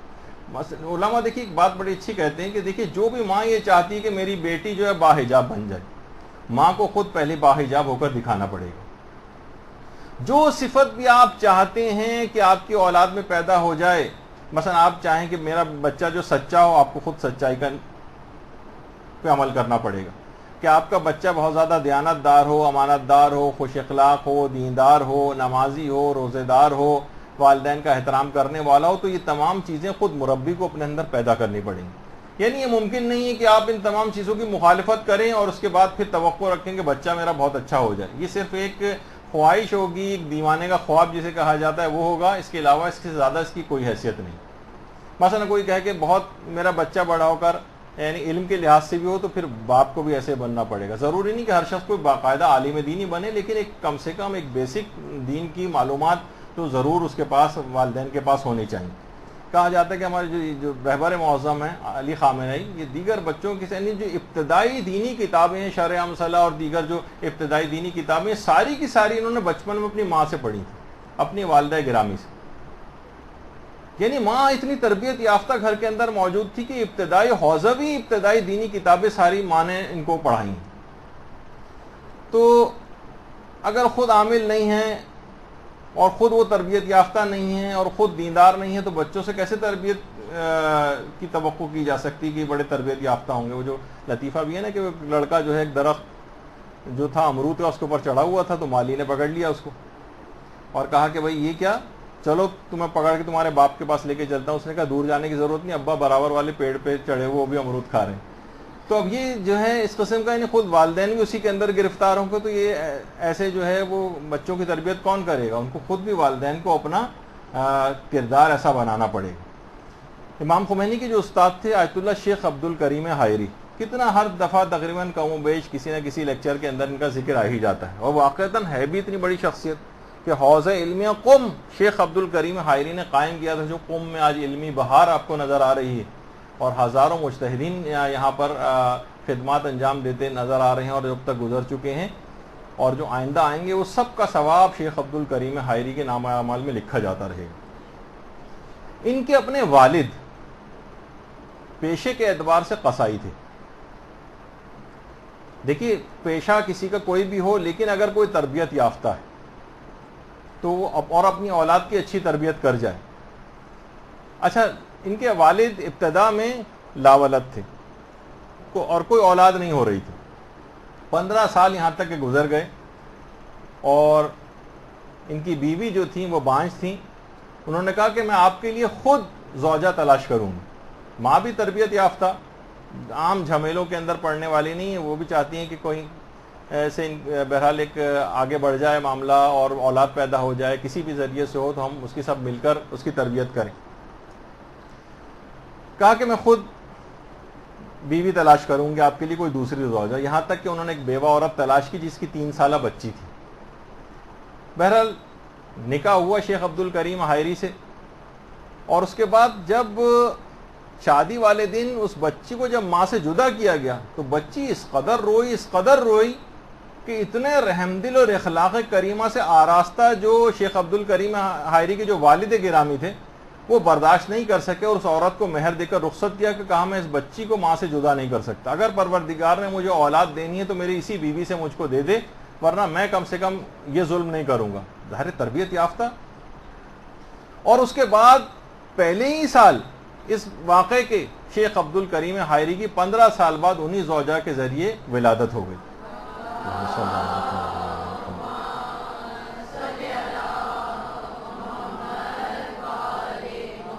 جو کہ بعد میں عالم بنے, فقیہ بنے, مرجع بنے, یہاں تک کہ حوض علمیہ قوم کے بانی بنے. انہی کے شاگردوں میں امام خمینی تھے. امام خمینی کے استاد تھے شیخ عبد الکریم حائری, اور پھر خود امام خمینی نے جو انقلاب برپا کیا اور اس کے بعد پوری دنیا کے اندر جس اعتبار سے اسلام پھیلا, ان سب کا بھی ثواب کا باعث جو شیخ عبد الکریم حائری جن کے والد قصائی تھے لیکن تربیت یافتہ ماں اور باپ نے اس کے نتیجے میں کیسا فرزند پیدا ہوا, فرزند کی پھر ایسی تربیت کی کہ اتنے بڑے مرتبے کے اوپر جو ہے فائز ہوا. تو دیکھیے اس طرح سے یہ بات آگے بڑھتی ہے. بڑے لوگوں کا بچپن بھی بڑا ہوتا ہے, ان کے پیچھے اگر آپ جائیں ذرا تحقیقات کریں تو وہ عام افراد کی طرح سے لاپرواہ, لاؤبالی یا غیر شائستہ اخلاق کے حامل نہیں ہوتے, اور یہ سب کچھ تربیت کی وجہ سے ہوتا ہے. یہی وجہ ہے کہ آیت اللہ حسین بروجردی یہ جب نجف میں پڑھ رہے تھے تو ان کے والد نے بہانے سے ان کو بروجرد بلوایا کیونکہ شادی پر تیار نہیں ہوتے تھے. بہرحال جب آئے تو ان کے والد نے کہا کہ بھائی اب تمہاری شادی کرنا ہے, اس وجہ سے ہم نے تمہیں بہانے سے یہاں پر بلوایا ہے. کہا کہ بابا اب مجھے یہ لگتا ہے, میں تو علم میں بہت بلند مقام حاصل کرنا چاہتا تھا لیکن مجھے لگتا ہے کہ اب اپنی اس خواہش کو مجھے خیر آباد کہنا پڑے گا, کیونکہ شادی کے بعد اتنے جھمیلوں میں انسان گرفتار ہو جاتا ہے کہ پھر میں کسی علمی بڑے مقام کو حاصل نہیں کر سکتا. کہا کہ نہیں بیٹا, خدا پر بھروسہ کرو, ہم نے تمہارے لیے ایسی تربیت یافتہ شریک حیات تلاش کی جو علم اور اخلاق سے بھرپور ہے. شادی ہوئی اور اس کے بعد ایسی علمی ترقی آیت اللہ حسین بروجردی کی ہوئی کہ جہان تشیع کے مرجع بن گئے. تو یہ کیا ہوا, یعنی انتخاب جو ایسا ہوا اس آنے والے بچوں کے اعتبار سے اور خود والدین بھی اس طرف متوجہ تھے، انہوں نے اپنی بہو کا انتخاب بھی اسی طرح سے کر کے لے کر آئے تاکہ اس کے بعد جو نسل پیدا ہو اور اس کے بعد جو بھی آگے معاملہ چلے گا اس سے دیکھیں پورے جہان تشیعوں کی ایک لحاظ سے تربیت کرنے والا آیت اللہ محمد حسین بروجردی پیدا ہو گیا۔ اسی طریقے سے آیت اللہ سید محمد حسین طباطبائی جب جوانی کا دور تھا اور اس کے بعد پھر ان کی جو ہے شادی ہوئی، اور یہ اپنے تمام تر روحانی کمالات کو بڑھاپے تک ہی کہتے تھے کہ سب کی سب میری زوجہ کی مرہون منت، یعنی وہ تربیت یافتہ زوجہ، اور اس کے بعد پھر آیت اللہ طباطبائی کی اپنی اولادیں ساری جس اعتبار سے ان کی تربیت کی۔ اور اسی طرح سے خانم خدیجہ ثقفی جو امام خمینی کی زوجہ محترمہ، یہ خود ان کی اگر آپ سیرت کو دیکھیں کس طرح سے انہوں نے مشقتوں والا دور گزارا ہے، اپنے اولادوں کے کس طریقے سے تربیت کی کہ سارے کے سارے عالم بنے، بڑے بڑے بہت بڑے علمی مقام تک پہنچے۔ خاص طور پر مصطفیٰ خمینی تو خود شہید کر دیے گئے، ورنہ بہت بڑے علمی مقام حتیٰ کہ مرجعیت تک بھی وہ پہنچ سکتے تھے، اور جس اعتبار سے ان کی تفسیر تھی، بہت سے معاملات میں کہا جاتا ہے کہ وہ تفسیر آج کل تو آیت اللہ طباطبائی کی تفسیر المیزان ہے، لیکن ان کی تفسیر شاید سب سے اوپر نکل جاتی۔ لیکن بہرحال تو یہ سب ان ماؤں کی وجہ سے یہ تمام چیزیں ہوئیں کہ ان سب کی اولادیں اتنی باکمال جو ہیں وہ بنی۔ تو اور یہی علماء کہتے ہیں کہ بہت سے عرفاء انہوں نے عرفان کے 100 درجات یا جو عرفان کی جو 100 سالہ جو طویل سفر جو طے ہوتا مشقتوں کے ذریعے، وہ صالح زوجہ کے ذریعے فقط ایک رات میں انہوں نے جو ہے طے کیا۔ یعنی بعض اوقات اس کے بعد انسان کے لیے اتنی آسانی ہو جاتی ہے اگر کوئی صالح شریک حیات، کوئی بہترین نیکوکار اس کو مل جائے، تاکہ اس کے بعد آنے والی نسلوں کے لیے بہت تربیتی امور بہت آسان ہو جاتے ہیں، اور بہترین اولاد اس کے نتیجے میں ایک تربیت یافتہ پیدا ہوتی ہے۔ تو بہرحال دیکھیے تربیت مربی اگر ہو جائے تو پوری نسل برباد ہونے سے بچ جاتی ہے۔ لیکن یہاں پر کیا ہوتا ہے کہ وہ سانچہ وہ بھی اگر خراب ہو جائے، جس کے اندر کوئی پروڈکٹ ڈال کے تیار ہونی، تو پھر وہ پروڈکٹ بھی خراب ہی نکلتی۔ دیکھیے وہ چیز کہی جاتی ہے نا کہ مفکر کا بڑا اچھا قول ہے کہ لوگ عمل نہیں کرتے۔ میں نے لوگوں کو کہتے ہیں مذہب کے لیے لڑتے دیکھا ہے، مذہب کے لیے حمایت کرتے دیکھا ہے، لوگوں کو مذہب کی مخالفت کرتے دیکھا ہے، یہاں تک کہ لوگوں کو مذہب کے لیے مرتے دیکھا ہے، لیکن لوگوں کو مذہب کے مطابق زندگی گزارتے نہیں دیکھا۔ یعنی تمام چیزیں کر لیں گے لیکن عمل کر کے نہیں دکھائیں گے مذہب کے مطابق۔ تو بہرحال یہ تمام چیزیں ایسی ہیں کہ دیکھیے سب سے پہلا مرحلہ علماء یہ فرماتے ہیں کہ والدین کا جو ہے وہ نیک ہونا۔ والدین اگر نیک ہو جائیں تو سارے مسئلے اس لحاظ سے آسان ہوتے چلے جاتے ہیں اس کے بعد، اور معاشرے کے اندر پھر وہ تبدیلی نظر آتی۔ وہ جو کہا جاتا ہے نا کہ روایت، اس کا مفہوم یہ ہے کہ آخری زمانے میں مائیں بہتر ہے کہ سانپ اور بچھو پیدا کریں بنسبت اس کے کہ وہ بے تربیت یافتہ اولادیں پیدا کریں۔ مفہوم ہے روایت کا، الفاظ تھوڑے سے مختلف ہیں، لیکن مفہوم یہ ہے کہ بہتر ہے کہ تم سانپ اور بچھو پیدا کر لیتی، لیکن تم نے یہ اس طرح سے اولادوں کو بے تربیت کر کے معاشرے کے اندر چھوڑ دیا، یہ زیادہ نقصان دہ ہو گئے ہیں اس سانپ اور بچھوؤں سے بھی۔ یہی وجہ ہے کہ امیر المومنین علیہ الصلوۃ والسلام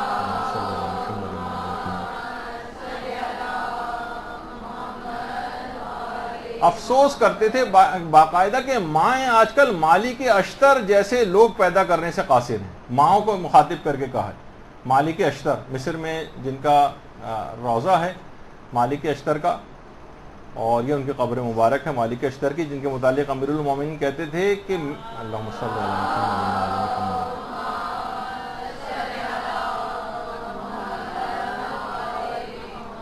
کہ مالک اشتر کی میرے نزدیک وہی حیثیت ہے جو اللہ کے رسول کے لیے میری حیثیت تھی، یعنی اس طرح کے مالک اشتر۔ اور پھر وہیں انہی مالک اشتر کے بیٹے ابراہیم بن مالک اشتر، جن کے روضے کو تھوڑے عرصے پہلے تکفیریوں نے باقاعدہ بلاسٹ کر کے وہاں پر ان کے روضے کو شدید نقصان پہنچایا۔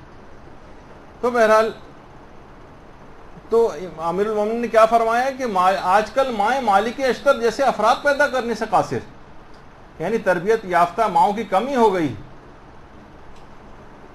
ماؤں کی کمی، ماؤں کے اندر کوئی جو کمزوری ہوتی، محمد حنفیہ بار بار جاتے تھے اور حملہ کرتے تھے اور ناکام واپس آتے تھے، تو امام نے محمد حنفی کے ہاتھ پر ہاتھ مار کے کہا تھا یہ ماں کی کمزوری کی وجہ سے، اور اس کے مقابلے میں ایک ایسی شجاع خاتون کا اپنی انتخاب اسی وجہ سے واقعہ کربلا کے حوالے سے کروایا تھا کہ ابو الفضل العباس جیسا جوان جو ہے پیدا ہو سکے.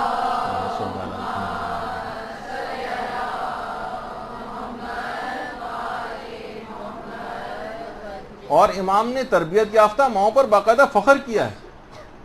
نہیں کہتے تھے امام کہ میں تمہاری بیعت اس وجہ سے نہیں کر سکتا کیونکہ ہم نے پاکیزہ گودوں میں پرورش پائی. دیکھیے کہا جاتا ہے نا کہ بچہ سب سے زیادہ ماں کا اثر جو ہے وہ قبول کرتا ہے.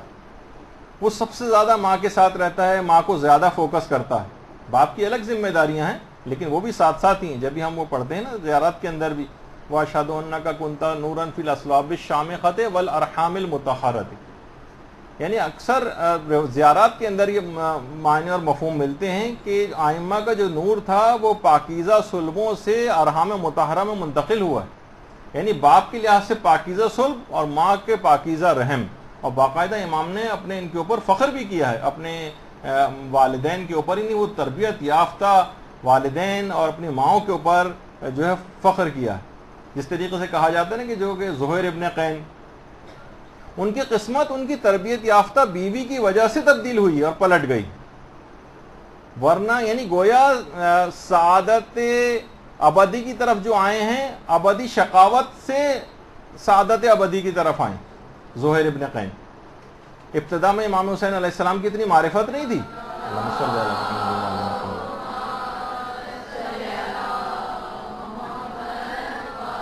ایک لحاظ سے غیر جانبدار تھے, بلکہ اتفاق سے امام کے ساتھ ساتھ ہی سفر کر رہے تھے. امام کا جہاں خیمہ لگتا تھا وہاں سے دور ہٹ کے اپنا خیمہ لگاتے تھے. اور اب تو کیونکہ اس متعلق فلمیں بھی آ گئی ہیں کہ زہیر اس وقت بیٹھے ہوئے کھانا کھا رہے تھے اور قاصد نے جو ہے آ کر کہا کہ امام حسین نے آپ کو یاد کیا ہے, تو زہیر کے حلق میں کھانا پھنس گیا. سخت پریشانی ہے. اسی وقت ایک تربیت یافتہ بامعرفت زوجہ کی آواز گونجتی ہے اور کہتی ہے زہیر کس سوچ میں پڑ گئے ہو, امام وقت نے تم کو پکارا ہے, کیوں جواب نہیں دیتے ہو. اور اس تربیت یافتہ زوجہ کی وجہ سے زہیر کی قسمت پلٹ گئی, خواب غفلت سے بیدار ہوئے, گوئے جس طریقے سے جھنجھوڑ دیا گیا.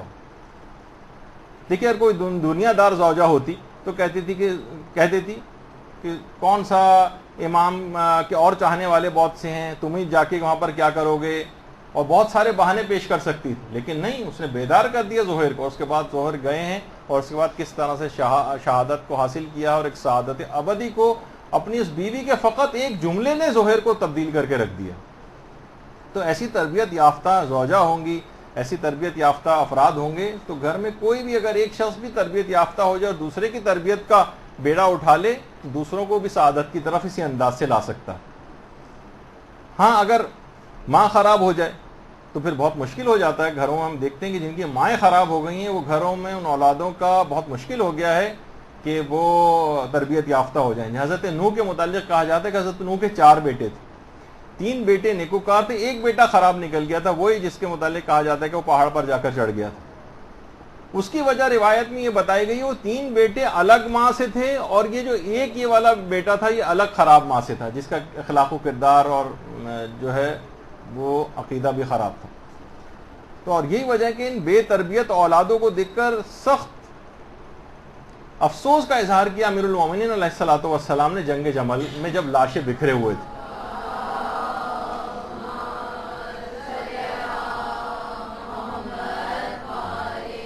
ان بکھرے ہوئے لاشوں میں جو جنگ جمل کے میدان میں بکھرے ہوئے تھے, مولا اس میدان میں بیٹھ کر لاشوں کے پاس بہت روئے ہیں. کہا جاتا ہے کہ تاریخ انسانیت میں کسی فاتح جرنیل کو فتح کے بعد آج تک کبھی کسی نے روتے نہیں دیکھا. اور امام فرماتے تھے کہ یہ لوگ روزے رکھتے تھے, یہ نمازیں پڑھتے تھے, یہ کس انداز سے جہنم میں چلے گئے. یعنی دیکھیے بے تربیت یافتہ اولاد جہنم میں جاتی.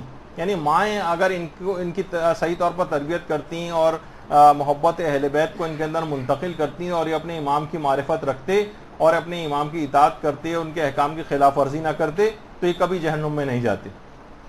تو جو فسق و فجور کی زندگی گزار رہے ہیں ان کی اولاد صالح ہو جائے توقع رکھنا ہی بالکل عبث ہے. اس لیے علماء نے تربیت اولاد میں سب سے پہلا مرحلہ جو رکھا ہے وہ ہے انتخاب ہمسر کا. دیکھیے تربیت اولاد سے شروع نہیں ہوتی, انتخاب ہمسر سے شروع ہوتی. یہ پہلا ہے سب سے. خواہ بیوی ہو خواہ شوہر, سانچہ صحیح ہوگا تو پروڈکٹ بھی صحیح نکلے گی.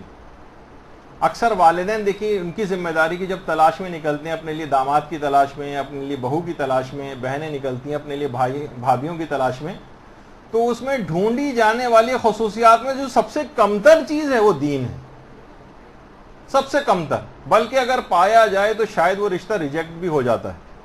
بہت سی جگہوں پہ یہ دیکھا کہ اچھا دیندار ہے، نہیں بھائی یہاں پر شادی نہیں کریں گے۔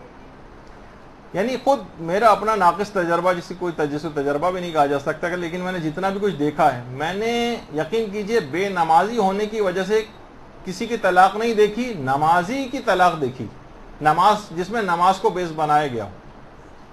نماز جماعت میں جانے کی وجہ سے میں نے ایک طلاق دیکھی کہ نماز جماعت کے لیے ہر دفعہ مسجد، حالانکہ 3 اوقات دن میں مثلا وہ جاتا تھا، اس وجہ سے طلاق ہو گئی۔ تو اچھا پھر اس کے بعد جب ان خصوصیت نہیں دیکھی جاتی تو پھر جو بہو آتی ہے اور اس کے بعد ساس و نندوں کا جو حشر کرتی ہے، ظاہر ہے وہ جن خصوصیات کو دیکھ کے لاتی ہیں۔ یعنی خود اس مدرسے میں پڑھنے والی بہت سی ایسی خواتین جن کی پوری بہنیں دیندار تھیں، اس مدرسے میں پڑھتی تھیں، جب اپنے بھائی کے لیے تلاش کرنے نکلیں تو کسی خصوصیت کو نہیں دیکھا، صرف وہی بظاہر خوبصورتی اور اچھا خاندان یا مال و دولت کو دیکھا، اس کے بعد اسی نے آ کر ان کا جو تگنی کا ناچ اس کے بعد نچایا اس نے، تو وہ اس سے نتیجہ جو ہے وہ سامنے آ گیا۔ دیکھیے یہ ایسی چیز ہے کہ شادی کے دن ہی کہا جاتا ہے کہ دولہا اور دلہن جو ایک دوسرے کا ہاتھ پکڑتے ہیں، تو کہا جاتا ہے کہ اصل میں یہ اس کی ابتدا ہو رہی ہوتی ہے اس فارمیلٹی کی طرح سے، جس طرح 2 باکسرز جب رنگ میں جاتے ہیں تو ایک دوسرے کو ہاتھ ملاتے ہیں، کیونکہ تربیت یافتہ نہیں، اس کے بعد تو انہوں نے دنگل بنانا ہے گھر کو۔ تو جو ابھی تربیت اولاد کی پہلی سیڑھی تھی صحیح جگہ پر شادی ہونا، لیکن شادی کو خود بڑا خوفناک آج کل بنا دیا گیا اور بڑے لطیفے بھی بنا دیے گئے کہ جناب ایک شادی فقط ایک ورڈ نہیں ہے، یہ سینٹنس ہے، لیکن ہے لائف سینٹنس، عمر قید۔ شادی کو کہا جاتا ہے کہ جناب شادی جو ہے ایک ورکشاپ کی طرح سے، جس میں مرد جو ہے ورک کرتا ہے اور عورت شاپ کرتی ہے۔ یا کہا جاتا ہے کہ شادی کرنا کوئی بھی مسئلہ نہیں، شادی ایسی ہے جیسے پارک میں گھومنا کے لیے، لیکن کون سا پارک؟ Jurassic park. تو بہت سارے دیکھیے لوگ اس طرح سے یہ والا کانسیپٹ تاکہ انسان ہیبت ناک ہو جائے، پریشان ہو جائے کہ گویا شادی وہ کرنے جا رہا ہے تو بہت ہی کوئی خوفناک چیز اس کے ساتھ پیش آنے والی۔ دیکھیے علماء ایک بات اور کہتے ہیں کہ دیکھیے شادی کی عمر میں جلدی کرنی چاہیے، انتخاب میں دیر کرنی چاہیے۔ دیکھیے بڑا عجیب و غریب جملہ ہے، اس پہ بہت غور کرنے کی ضرورت ہے۔ شادی کی عمر میں جلدی کریں، یعنی جلدی ارلی ایجز میں جو ہے بچوں نوجوانوں کی شادیاں ہو جائیں، لیکن انتخاب میں دیر کرنی چاہیے۔ ذرا ٹھوک بجا کے دیکھنا چاہیے، اپنی دینی معیارات کو دیکھنا چاہیے، اور شادی کے اعتبار سے یعنی جس کے لیے انگوٹھی پہننے جا رہے ہیں کچھ پتہ تو ہو، کوسچن مارک وہاں پر ہونا چاہیے، کس سے شادی کرنے جا رہے ہیں، آپ کی پرائورٹیز کیا ہیں۔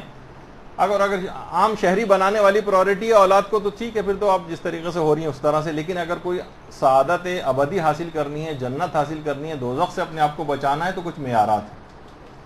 لڑکوں کے اعتبار سے دیکھیے دینی معیارات میں کم سے کم یہ ہونا چاہیے کہ کم سے کم اسے نمازی ہونا چاہیے، روزے دار ہو، نمازی ہو۔ یعنی میرا ذاتی مشورہ یہ کہ عادت و مزاج سے واقفیت دیکھیے ضروری۔ مردوں کے اعتبار سے اس بات کی تحقیق ضرور کر لینی چاہیے، ورنہ بعد میں نتائج بہت خراب نکلتے ہیں۔ کم سے کم یہ نمازی کے بعد یہ کہ اسے غسیلہ نہیں ہونا چاہیے۔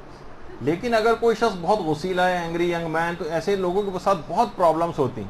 خدا ان لوگوں کو بھی مزاج تبدیل کر کے ان کی بھی شادیاں کروائے، یہ نہیں کہ وہ ایسی رہ جائیں، لیکن بہرحال یہ کہ یہ ان کے ساتھ گزارا بہت مشکل ہو جاتا ہے۔ یعنی کچھ چیزیں ایسی ہیں جس میں واقعی دقت کرنی چاہیے، یعنی ذرا سوچ ٹھوک بجا کر دیکھنا چاہیے۔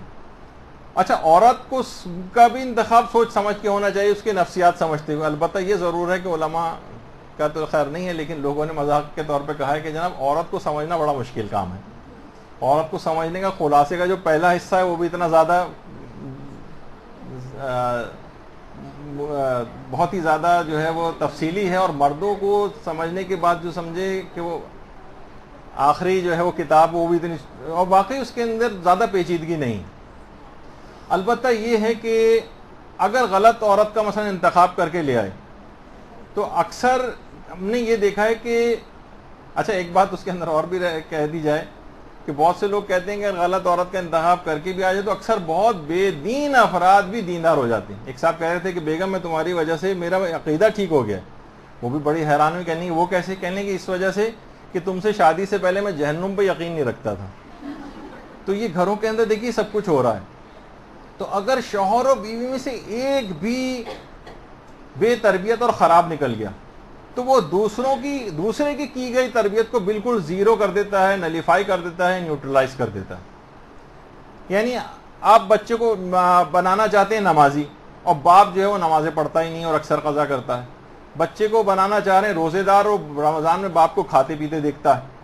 آپ مثلا اس کو بچانا چاہتے ہیں گانوں سے, اور باپ ریموٹ لے کر بیٹھ جاتا ہے, یا نانا دادا ریموٹ لے کے بیٹھ جاتے ہیں, اور وہ بیٹھ کے جو ہے گانے اور موسیقی اس کے اوپر سن رہے ہیں بیٹھے ہوئے.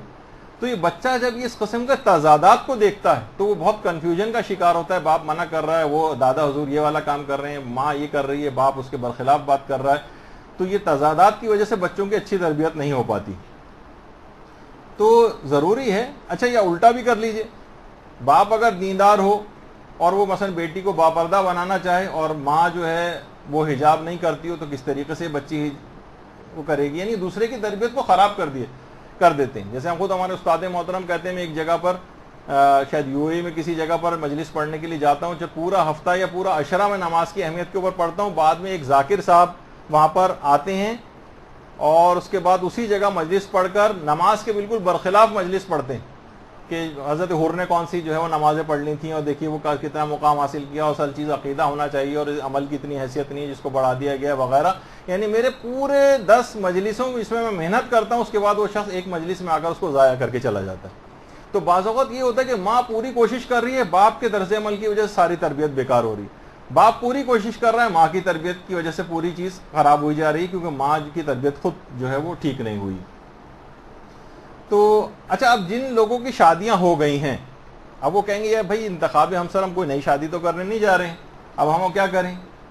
تو کوئی ہم یہ بھی نہیں کر سکتے کہ کوئی ریورس گیئر لگا دیں اور ماضی کے اندر چلے جائیں ٹائم مشین میں بیٹھ کے. جس طرح لطیفہ بھی مشہور ہے نا, کہ شادی شدہ افراد کو اگر بہت اداس اگر کوئی شخص ہو تو وہ اپنی شادی کی ویڈیو کو الٹی چلا کر دیکھے. بیوی اپنی انگلی سے انگوٹھی اتارے گی, کار سے نکلے گی اور اپنے گھر واپس چلی جائے گی, اور یہ ریلیکس ہو جائے گا بالکل. تو اب ایسا تو کوئی ہو نہیں سکتا کہ ہم کوئی ریورس جو ہے وہ گیئر لگا دیں اور ماضی کے اندر چلے جائیں اور پھر کوئی انتخاب کر کے لائیں. اب اس کا ایک ہی چیز ہو سکتی ہے, وہ یہ ہے کہ جو ایک تربیت یافتہ شوہر و بیوی میں سے ہو گیا, وہ دوسرے اپنے شریک حیات کی تربیت کا اہتمام کرے. اب اس میں تھوڑی سی محنت لگے گی. یہاں یہ ہوتا ہے کہ آج آپ تربیت یافتہ ہو گئی تو بٹن دبانے سے اگلے دن شوہر بھی تربیت یافتہ ہو جائے, یا شوہر بٹن دبا کے بیوی کو اگلے دن سے تربیت یافتہ کر دے. یہ ممکن نہیں ہے, یہ ممکن نہیں ہے, اور اس میں تھوڑا سا وقت لگتا ہے. عورتیں اور مرد جلدی ہمت ہار جاتے ہیں.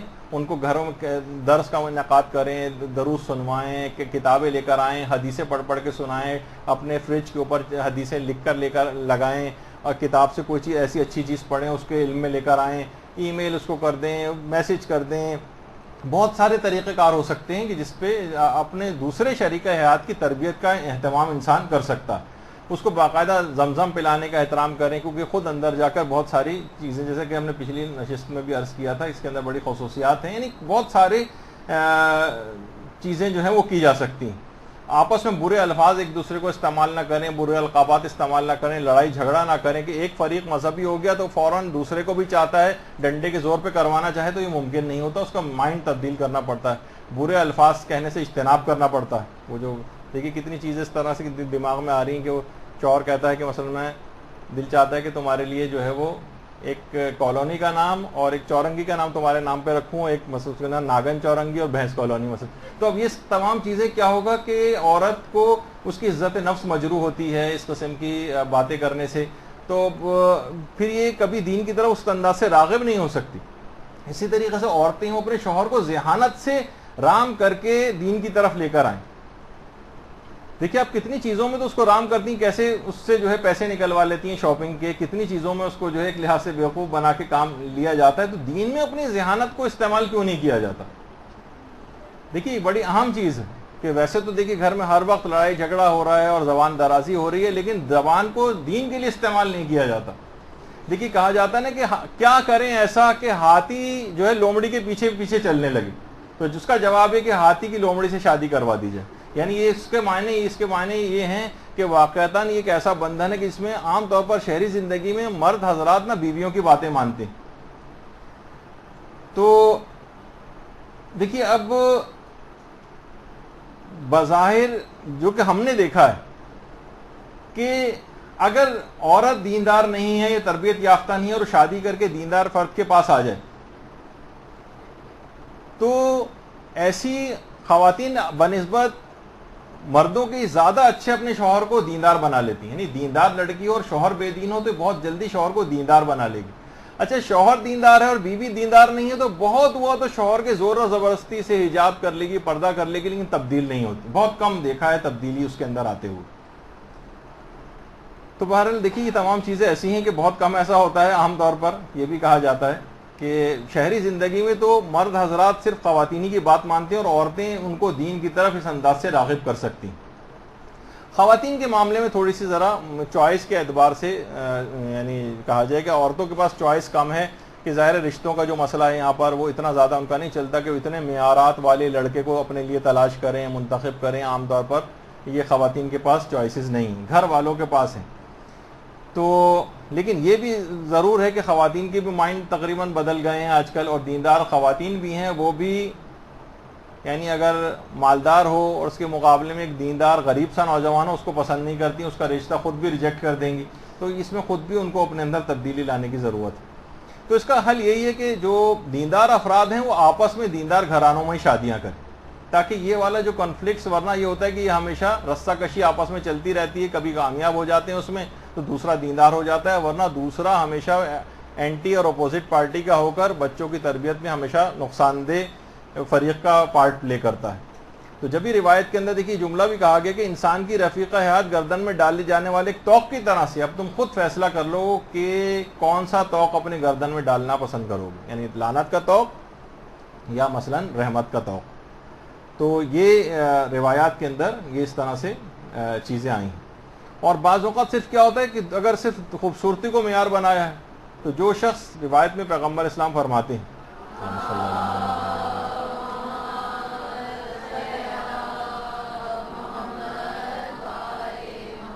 یا مثلا دولت کو معیار بناتے ہیں, ان کے لیے کہا کہ جو شخص ایک عورت کا انتخاب اس کی خوبصورتی کی وجہ سے کرتا ہے وہ کچھ جو چاہتا ہے اس میں نہیں پاتا, اور جو شخص ایک عورت سے فقط اس کی دولت کی خاطر شادی کرتا ہے تو خدا اس کو اس کے حال پر چھوڑ دیتا ہے. لہٰذا تم پر لازم ہے کہ با ایمان اور دیندار ہمسر کا انتخاب کرو.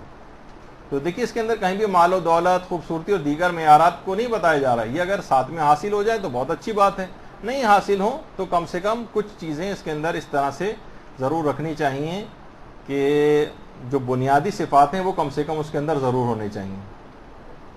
تو اسی طریقے سے پھر یہ بھی کہا جاتا ہے کہ مثلا دیندار ہے, سب چیز اس کے اندر ہے, لیکن مثلا اچھی جاب یا اس پر نہیں, اس پہ بھی والدین منع کر دیتے ہیں. جب بھی ہمارے پانچویں امام امام محمد باقر علیہ الصلوۃ والسلام فرماتے ہیں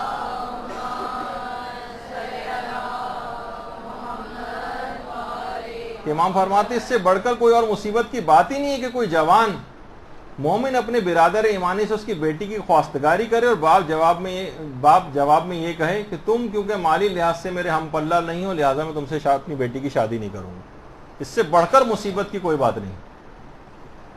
تو جن معیارات کو ہم بنا رہے ہیں اس کی وجہ سے وہ جو ابتدائی پہلی سیڑھی جو تربیت اولاد میں ہے وہی خراب رکھی جاتی ہے, جس کی وجہ سے وہ سانچہ خراب ہو جائے گا, وہ پروڈکٹ کبھی صحیح طور پر نہیں آئے گی.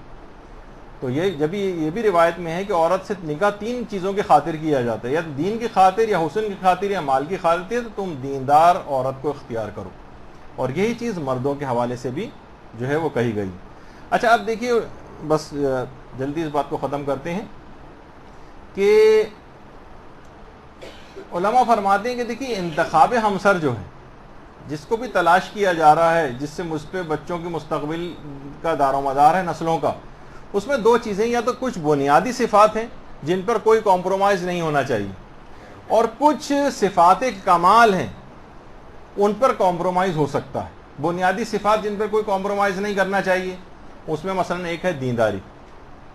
مثلا ایک شخص امام حسن کے پاس اپنی بیٹی کی شادی کے سلسلے میں مشورہ کے لیے آیا,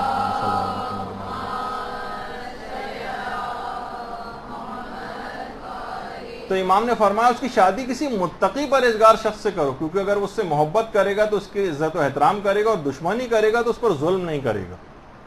متقی و پرہیزگار شخص سے شادی کرو.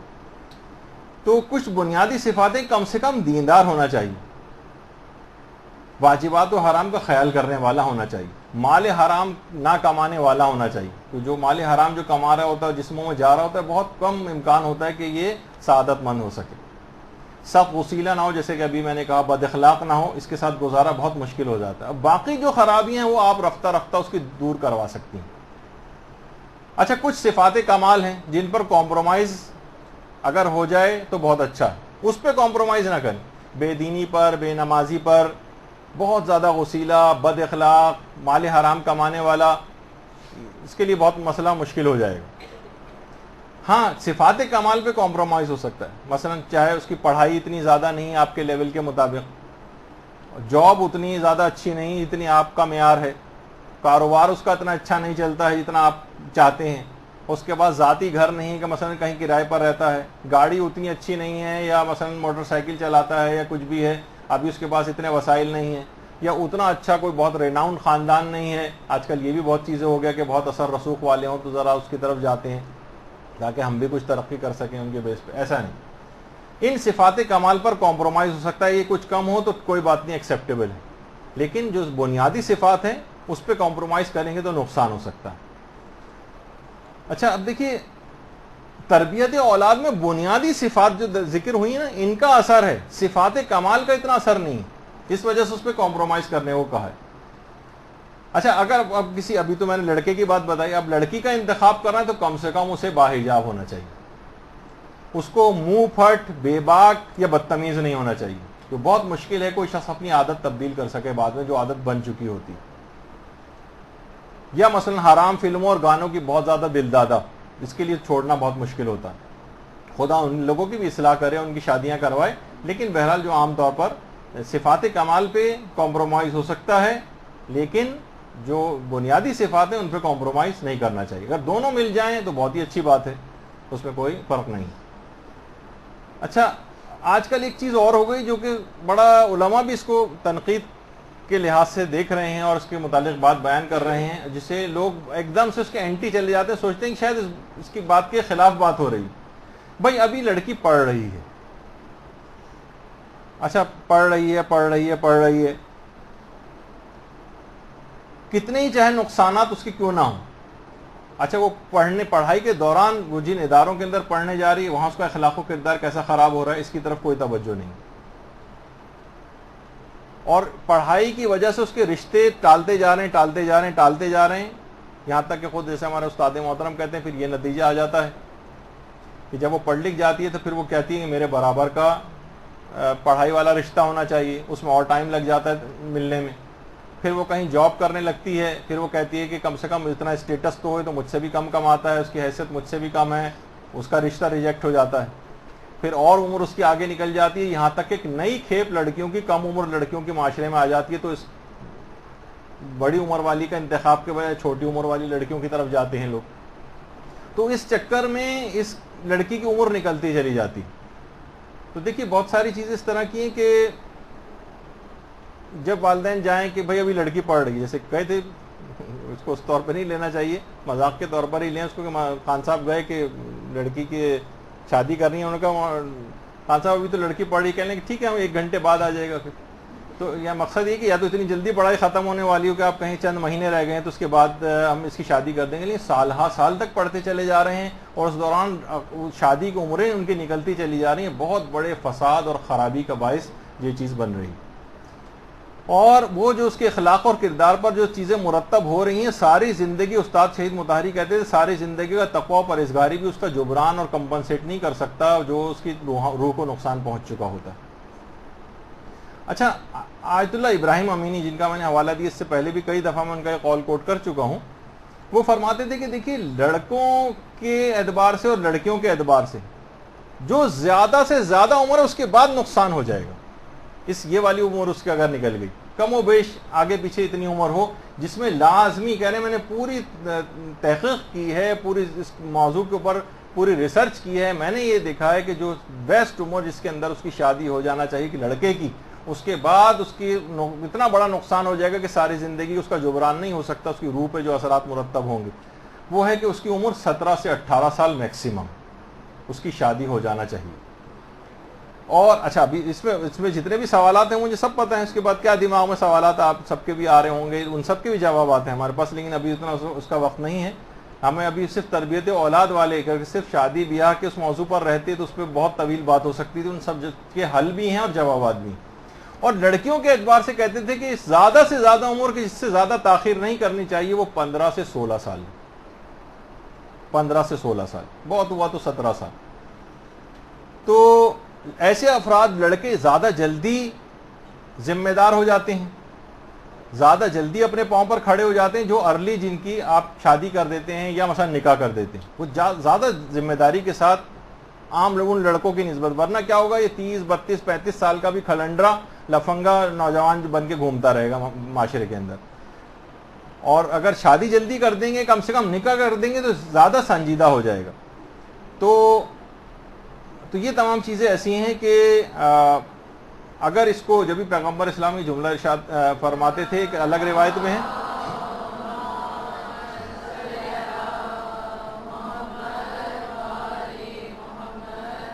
اور امام علی رضا علیہ السلام سے بھی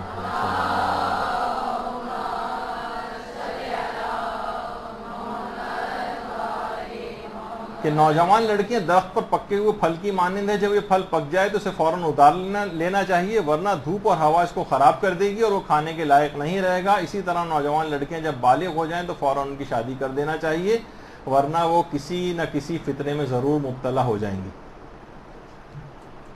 تو جلدی شادی کی عمروں میں والدین کے خود جن کی اولادیں اب جوان ہو گئی ان کی تربیت اولاد بھی اب جوان ہونے کے بعد یہ کہ وہ جلد شادی ان کی کر دیں. یہ آگے چل کر اس کا پوائنٹ بیان ہوگا جب ہم مرحلے وار گفتگو کرتے ہوئے ان کی جوانی کے دور تک چلے جائیں گے. کوئی تربیت اولاد ایک ابتدائی عمر میں ختم ہو جانے والا ٹاپک نہیں ہے. اب نانا دادا بھی انسان بن جاتا ہے، اس کے بعد بھی تربیت کرتے رہنا ہے.